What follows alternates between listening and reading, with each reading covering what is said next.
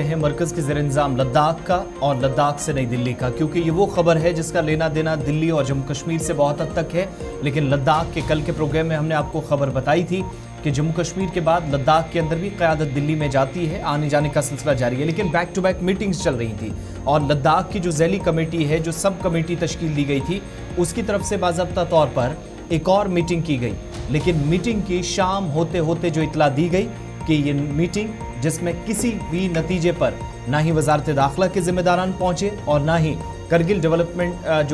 Kargil democratic alliance है या Leh apex body के मेंबरान है, दोनों की जानिब से इस बात की तस्दीक कर दी गई कि वज़ीर दाखिला से भी मुलाकात हुई और वजारत दाखिला के दीगर जिम्मेदारान जो कमेटी के साथ बातचीत करने के लिए, जो ज़ैली कमेटी के साथ बातचीत करने के लिए जिनके साथ इत्तफाक होता रहा। लेकिन दूसरी मीटिंग और ये ऑफिशियल कंफर्मेशन कि कोई बात इस दूसरी मीटिंग में भी इश्फाक नहीं बन सकी। पहले वजारत दाखिला के आला अफसरों के साथ तबादला ख्याल हुआ,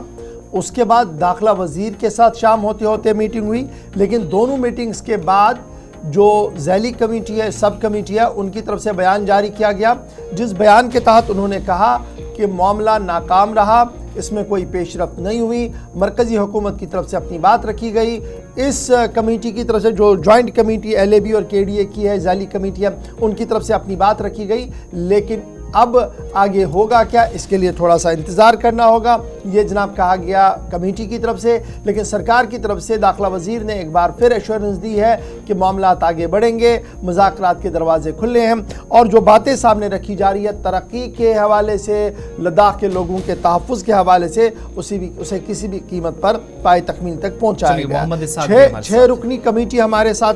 6 रुकनी कमेटी थी जो दिल्ली गई थी जी, लेह एपेक्स बॉडी और करगिल डेमोक्रेटिक अलायंस की, जिन्होंने दाखिला वज़ीर और वजारत दाखिला के आला अफसरों के साथ मुलाकात की। हाई पावर कमेटी जो बनाई गई थी, इससे पहले दाखिला वज़ीर ने, वज़ीर दाखिला बराए ममलिकत ने उनके साथ मुलाकात की थी। उसके बाद सबसे बड़ा पेज जो था वो 6 शेड्यूल के निफाज का अमल और फिर फुल स्टेट वाला मामला जो दोबारा से मांग उठ रही है, और उसके साथ साथ कुछ और पेचीदा मामलात हैं जिनको लेकर LBA और KDA की तरफ से बात रखी गई है। तब सरकार ने साफ कर दिया है कि आइन और कानून के दायरे में जो कुछ हो सकता है उसे हर सूरत में पूरा किया जाएगा। फिलहाल आगे बढ़ेंगे क्योंकि हमारे साथ मोहम्मद इसाक ज्वाइन कर चुके हैं इस खबर पर। इसाक, बहुत शुक्रिया ज्वाइन करने के लिए। बड़ा इंपॉर्टेंट मामला है कि जब मुज़ाकरात,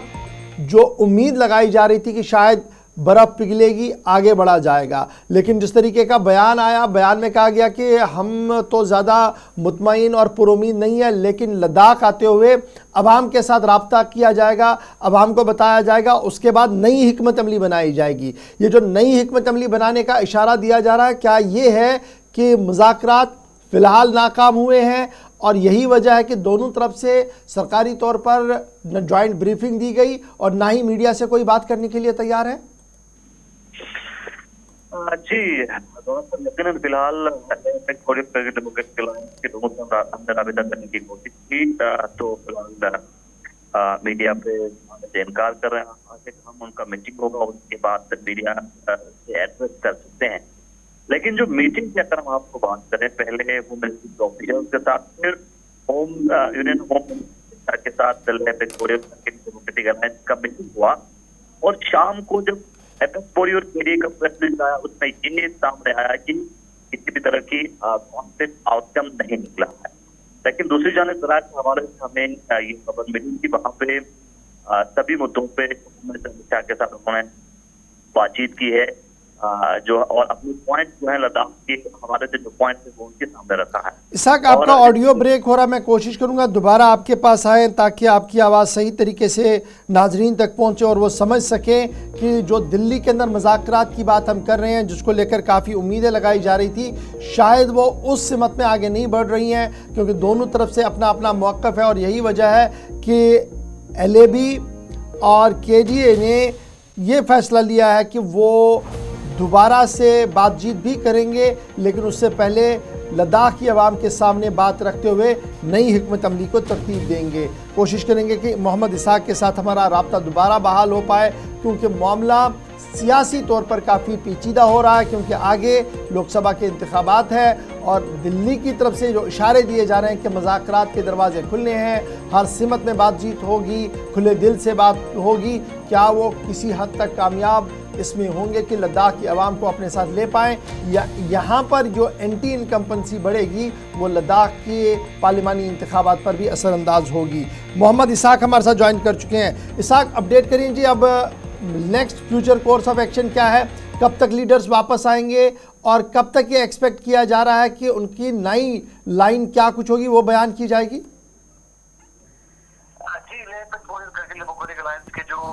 मेंबर्स हैं, आज उनका दिल्ली में एक मीटिंग होने जा रही हो सकता है और इसके बाद विद इन डेज में यानी कल परसों में लद्दाख जो है रवाना हो सकता है और आने वाले वक्त में जो भी उनका फ्यूचर कोर्स ऑफ एक्शन होगा, प्लान होगा, वो लद्दाख में आके लोगों से बात करके इसके बाद ही फाइनल होगा। लेकिन गवर्नमेंट की तरफ से जो प्रेस रिलीज सामने आया उसमें हमें ये देखने को मिला कि union home minister Amit Shah ने लद्दाख के जो लीडर्स हैं उनको ये एश्योरेंस दिया है कि जो कॉन्स्टिट्यूशनल सेफ गार्ड की बात इससे पहले भारतीय जनता पार्टी कर रहा था और एक बार फिर एश्योरेंस किया है कि लद्दाख को कॉन्स्टिट्यूशनल सेफ गार्ड दिया जाएगा और जो लैंड, जॉब और खासकर जो काउंसिल्स हैं उनको एम्पावर करने की कोशिश किया जाएगा। लेकिन जो डिमांड एपेक्स और केडी कर रहे थे उसके ऊपर उन्होंने कहा है कि इन डिमांड्स में जो खासकर प्रोटेक्शंस की बात है वो सारा प्रोटेक्शन दिया जाएगा, लेकिन जो डिमांड करे उसके नाम से नहीं होगा। इस तरह की बातें जराये के हवाले से मिली और गवर्नमेंट ये बताइएगा, आज का जो मीटिंग है दिल्ली के अंदर वो लीडरों की आपसी मशावरत है या आज किसी और कमेटी के साथ मीटिंग है, किसी और ऑफिशियल के साथ मीटिंग है उनकी? आज की मीटिंग सिर्फ और सिर्फ करगिल डेमोक्रेटिक अलायंस अपने हिसाब से करेंगे और इसके बाद जो है मीडिया से अप्रोच कर सकते हैं। तो लद्दाख के अंदर पॉलिटिकल पारा किस तरीके का, क्योंकि लोकसभा के इंतखाबात का बिगुल बहुत जल्द बजने वाला है, सियासी पारा आहिस्ता आहिस्ता करके बढ़ रहा है और बहुत जल्द पार्लिमानी बोर्ड जो बीजेपी का उनका इजलास भी दिल्ली के अंदर होना है। तो उस ज़मन में अभी लद्दाख के अंदर क्या कुछ सूरत हाल है, किस तरीके से मूड बन रहा है लद्दाख की आवाम का? जी, लोकसभा इलेक्शन के हवाले से इस